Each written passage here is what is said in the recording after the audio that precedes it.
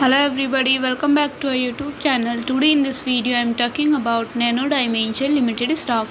In this video we talk about stock pros and cons and technical analysis and latest news about it. The stock is trading at 3.18 US dollar with 2.25% positive in a day. We can easily see stock was volatile for a day. The volume of stock was recent at all-time high, so the fundamental stock is better for today. Before buying and selling the stock, please consult your financial advisor. Today's video is done. Thanks for watching. Please subscribe my YouTube channel and like the video, and also comment all related queries.